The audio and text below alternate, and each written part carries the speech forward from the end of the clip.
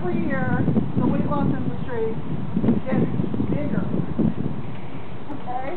So if you're ever ensorcelled by one of those weight loss industry things, like diet soda, or Jenny Craig, or Slim Fast, or Weight Watchers, or stomach amputation, or whatever it is, remember that they're making a lot of money, and people are not thin. Yeah, please. What you're saying about the, what did you call it, the weight loss versus the health at every size, yeah. I agree with it, and I'm trying to understand how that can work. So in today's society where we're not raised, like our children are not being raised to be active and enjoy physical activity and want to do those things. We're a very sedentary, lifestyle nowadays, and in our schools we're given bad food from the very beginning, bad choices. So we're kind of.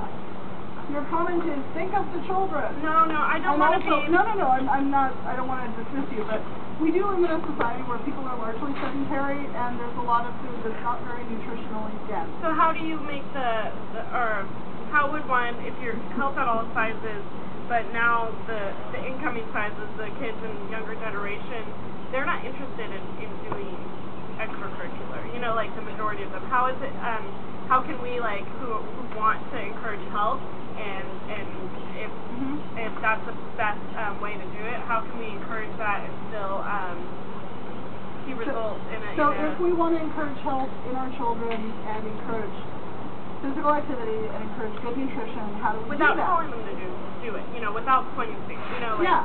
I think actually making things fun is far more appealing to children than going like this and saying you're bad, you're fat, you should lose weight.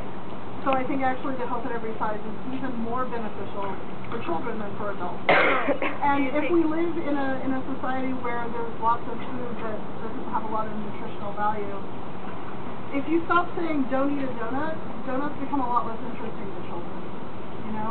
And they might eat a donut every now and then as part of everything else they're eating. When I was a kid, my parents fed me a lot of vegetables, and I learned to like them. So I think if you keep offering a variety of foods to children, they like them. And there's the whole field of health at every size I would refer you to about how to actually really make that work in different fields. So if that's your career path or anything, there's definitely resources. Well, I'm just trying to think, because for me, I'm in communications, so I'm learning a lot how media is kind of the #1 influencer. So it's I feel a lot of single parents, they may not have entire control over what their children are being fed from other people. Right. So how do you... So let's say you had a thing at school where kids could ride their bicycles as a bicycle club. And let's say you call the bicycle club for children the Don't Be Fat, Lose Weight Bicycle Club. Are the thin kids going to be eager to join? No? Right. Let's say you have a bicycle club for children and you say, this is the bicycle club for learning cool tricks on a bicycle and going to awesome spots. Would kids of all sizes want to join and do it? So that's the health at every size approach. And it wouldn't target any one group of kids. It would welcome all groups of kids. It would treat all kids respectfully. It would make sure that the bike fit everybody and that everybody felt like they could participate. I was kicked last for kickball a lot when I was a kid. So I think there's a lot of ways that our approach to fitness is, turning people off of exercise rather than turning people on to it.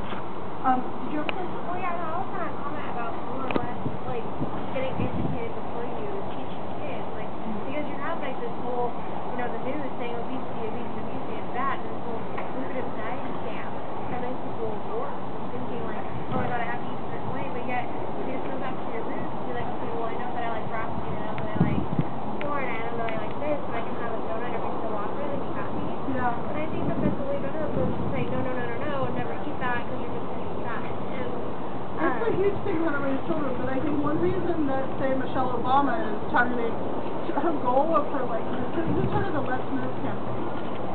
Yeah. The goal of that program is to eliminate childhood obesity in a generation.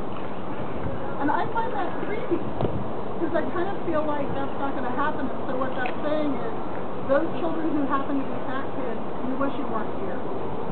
Right? It's not like just the fat on your body, it's your whole person, because we don't know how to turn that. So, I think it's really hard I don't think it's just parents and, oh, right. So I think our society, Michelle Obama, everybody else is targeting children right now because the weight loss